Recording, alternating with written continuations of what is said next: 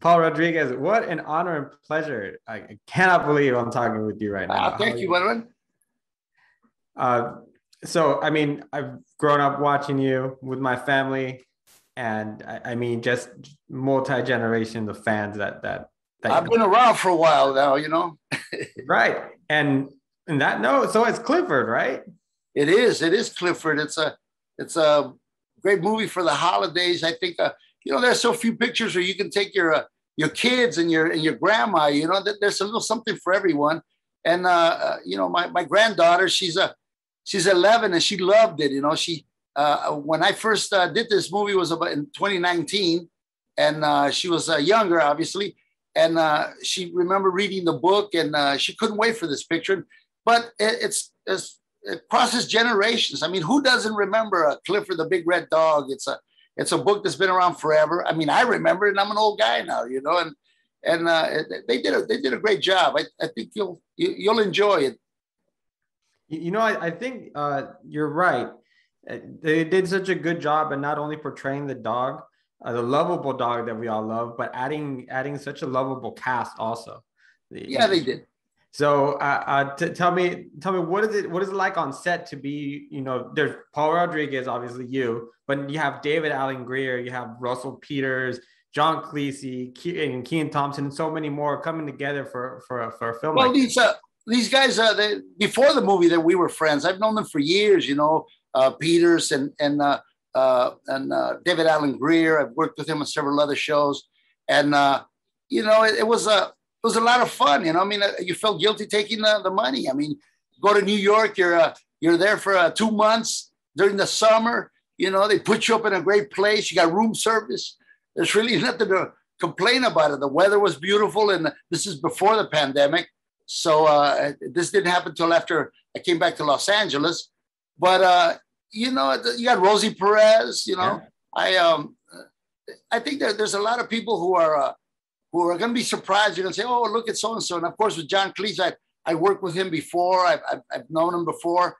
And it was lots of fun, man. It was, you know, they closed off Roosevelt Island in New York, and that was a good experience. And you know, I think when you do a movie, you really leave it at the hands of the only thing you can do is do what the director says, and wait for the editor, you know, and you hope for the best.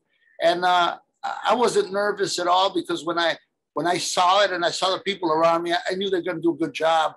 And the proof is in the pudding, because when you look at it, I think people are going to be amazed. You're going to believe that there's actually a 10-foot dog. You know, they have this CGI animal that emotes emotion. You know, emotion. I mean, the warmth between the dog and the little girl comes through, and everybody did a good job, man. I can't wait for Clifford 2, you know, and 3.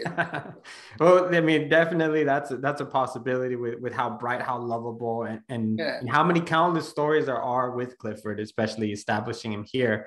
So what, I know you don't have too many scenes with Clifford himself. You had some really fun scenes I'd rather not talk about, because I think people should enjoy them on their own. Yeah. But what was that experience for you to perform that way with the puppet, or seeing everybody else perform with the puppet, and then actually seeing the final product with that giant dog? Because, I mean, they don't really exist.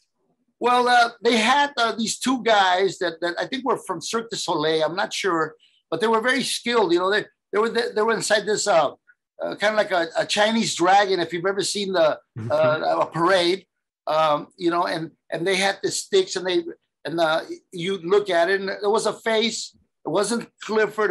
I had no idea how it was going to come out, but the director would tell you, all right, he's in front of you. He's about to sneeze. Okay, look out, you're running after him. Watch out for the tail. And I didn't have too much, like you said. I had a couple of scenes where I was, you know, reaching out to him, but it was a great job. The hardest part was the little girl who she'll make you you know, get a lump in your throat. You know, there's a you know, you find yourself. I mean, I'm in the picture, and now I'm standing there, and she's doing her acting, and she was so incredibly cute, and what a child is like, and you know, I'm getting verklempt, like they say, you know, I'm getting like a lump in my throat, and it does its job. I think the job of a movie is to you go into a theater or you sit down in your house and see it, and for that 2 hours or however long the picture is, you know, you're not in your world. You're not worried about your problems. You know, it really takes you away, and in that respect, it really does the job. You know, it's a comedy, and you'll laugh and you'll cry, and you know and your kids will be asking you for a Clifford doll. Watch.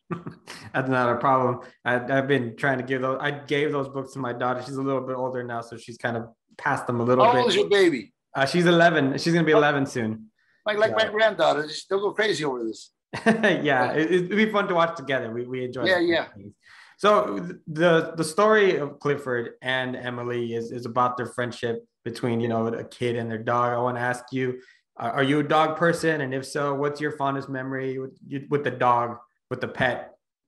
Well, you know, of course, I am a dog person. And as a matter of fact, 2 weeks ago, my dog, my Chihuahua of 18 years, died. And I'm sorry. It was traumatic. You know, I mean, I've been through 3 relationships and 1 Chihuahua, you know, and it hurt a lot. You know, these animals become part of your life, and it was pretty sad. And now I'm in the happy business, you know, and I had to go to Michigan, and I had to I had some performances to do there, stand up, and it was hard. It was hard for me to forget about my dog, but you go on. I think dogs have ingratiate themselves. I don't know why God didn't give dogs the same lifespan He gave human beings. Somebody tried to explain it to me. They say that we're on this earth to learn how to love, and dogs learn it right away, and it takes us a long time. All right, I'll buy that, you know. But I think America, you know, it's weird because you could. I'm not advocating that, but you could commit a heinous crime. You can kill a human being and somehow find redemption, but if you kill a dog, there's no forgiveness. You know, dogs are just on a very, very special place in our hearts. I think everybody can remember their dog. In a lifetime, you'll have 2 or 3, and I just lost my last one, and I'm fortunate. I had the dog whisperer come to my house, and with my 3 Chihuahuas, you know, and now they're all gone, and you know, I don't know if I'm old. I'm too old to get another one. You know, I don't want to leave them orphaned. But I have one. I have a mutt. I went to the rescue, and I got me a rescue dog. And while I was there, I got vaccinated. You know. All right, on. You did a couple of good deeds at once. there it is. You know, it was cheaper. And, we had a pit bull that when my daughter was a baby, would take her to Bon because she wanted the attention also. Yeah. She was very protective of her. Yeah. But at the same time, when she wanted attention, she would take her to my daughter. She wanted to put it in her mouth. So that was a lot of fun. Yeah. They become part of your life. You know, they're family members. You know, and I miss my Chihuahua, and you know, people say, "Well, get another one," but in reality, there isn't another one. You know, so I'll adopt Clifford. You know, I'll consider him my dog now. Yeah, and that's the magic of Clifford, the big red dog, and what we're going to see is how quickly an animal, a dog, can become family. And it is. I think I'm telling you, it's you will believe there's somewhere out there. There's a breathing, living 10-foot dog. The animation is state of the art. I was amazed how realistic it is, and that the little girl and the little boy in it, and just about everybody. But I can't think of anyone in the cast that didn't do their job. It was well casted. It's a movie that makes you forget your problems, and there's a little something for everybody, you know. Yeah, Paul, thank you so much for your time. It's been a pleasure. It's been an honor. Very nice to meet you virtually. My pleasure. Thank you. All right, take care, and hopefully we talk to you soon. You bet. All right, take care.